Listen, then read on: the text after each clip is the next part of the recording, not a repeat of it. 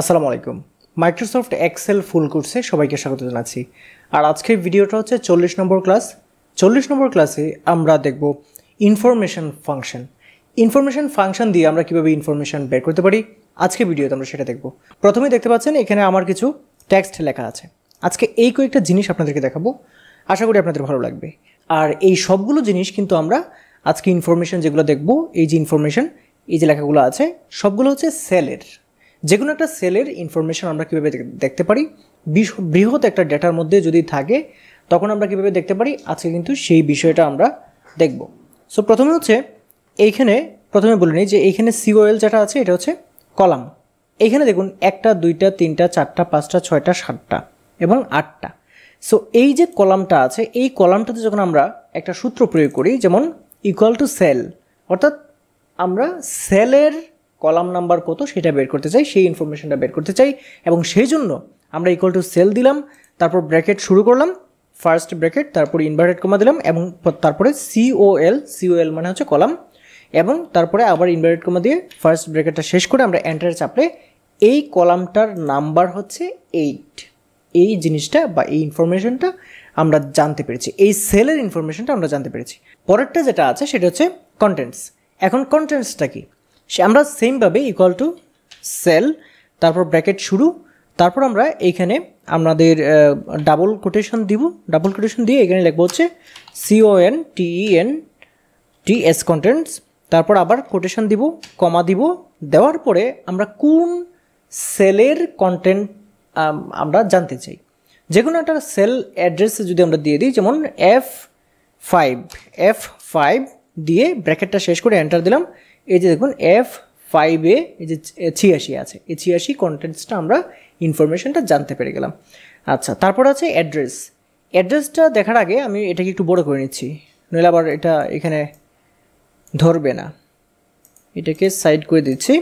এখন দেখুন অ্যাড্রেসের ক্ষেত্রে ইকুয়াল টু সেল, আবার ব্র্যাকেট ফার্স্ট ব্র্যাকেট শুরু করলাম, তারপর আবার আমাদের ইনভার্টেড কমা দিলাম, ডাবল ইনভার্টেড কমা, তারপর এখানে রাখলাম ADDRESS, আবার ইনভার্টেড কমা দিলাম, তারপর আমরা এখানে আমাদের যে ব্র্যাকেটটা শেষ করে দিব, দিয়ে আমরা এখানে আমরা এন্টারে চেপে দেবো। এন্টারে যখন চাপবো তখন কিন্তু এই যে সেলের অ্যাড্রেসটা আছে সেটা আমাদের বেরিয়ে যাবে। এই যে দেখতে পাচ্ছেন এই সেল অ্যাড্রেসটা হচ্ছে এই যে H5, এই যে H5। তাহলে সেল অ্যাড্রেস আমরা যে কোনো, যত বড়ই ডাটা শিট হোক না কেন, যে কোনো জায়গা থেকে আমরা যে কোনো সেল অ্যাড্রেস কোনটা সেটা আমরা বের করে নিতে পারবো এই সূত্রের সাহায্যে। এই সূত্রগুলো আপনারা মুখস্থ করে নেবেন।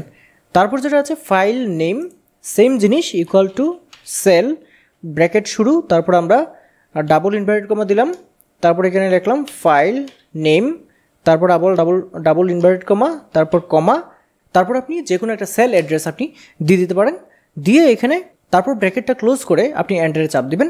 তাহলে কিন্তু আপনার এইখানে আপনার সমস্ত একদম পাথ সহ চলে আসবে। দেখুন আপনার কিন্তু পাথ সহ এখানে চলে আসছে, এখানে অনেক বড় এটাকে আমরা র্যাপ করে দিলাম, এই যে দেখতে পাচ্ছেন সমস্ত পাথ সহ কিন্তু এখানে চলে আসছে।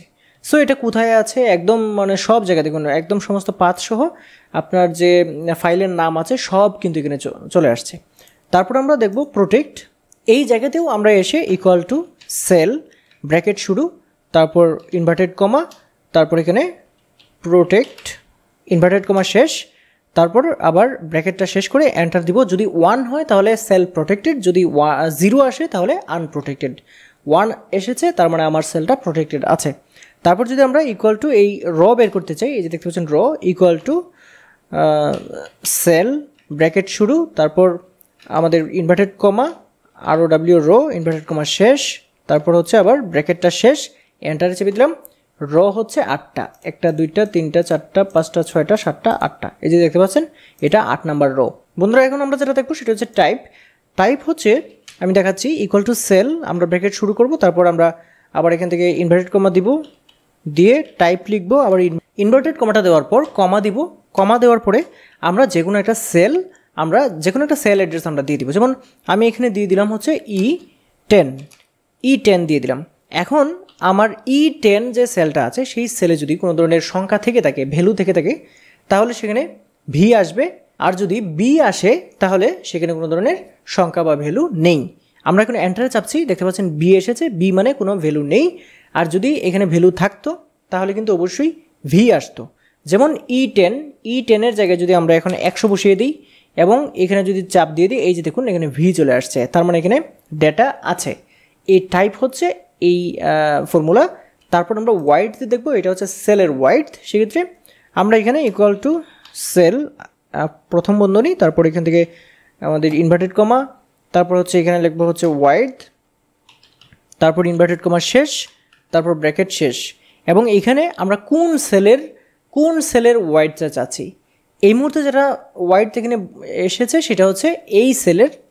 এবং যদি আমরা অন্য কোনো সেলের চাই তাহলে এখানে কমা দিয়ে তারপর অন্য কোনো একটা সেল, যেমন এই সেলটা যদি আমরা ধরিয়ে দিই, এন্টার দিই, তাহলে ওই সেলের ওয়াইড কতটুকু আছে পয়েন্ট, সেটা কিন্তু এখানে বেরিয়ে যাবে। এই ভিডিওতে দেখানোর চেষ্টা করেছিলাম এক্সেলের ইনফরমেশন যে ফর্মুলাগুলো আছে, যে কোনো সেলের ইনফরমেশন আপনি কীভাবে বের করবেন। আশা করছি সবগুলো জিনিস আপনারা বুঝতে পেরেছেন, সবগুলো জিনিস অবশ্যই আপনারা প্র্যাকটিস করবেন। আসুন এখন দেখে নেওয়া যাক যে 41 নম্বর ক্লাসে আমরা কী শিখব। 41 নম্বর ক্লাসে আমরা শিখব হচ্ছে কলাম রেঞ্জ কীভাবে বের করতে হয়, আর র রেঞ্জ কীভাবে বের করতে হয়, এবং এইচ লুকআপ এবং ভি লুকআপ। এই 4টা জিনিস আমরা শিখবো হচ্ছে সামনের 41 নম্বর ক্লাসে। বন্ধুরা, আশা করছি আজকের এই ভিডিওটা আপনাদের ভালো লেগেছে। যদি ভিডিও ভালো লাগে অবশ্যই ভিডিওটা লাইক করে দেবেন এবং শেয়ার করে দেবেন। আর হ্যাঁ, আপনি যদি আমার চ্যানেলে নতুন হয়ে থাকেন তাহলে চ্যানেলটি সাবস্ক্রাইব করে রাখবেন। আজকে ভিডিও এই পর্যন্তই। আল্লাহ হাফেজ।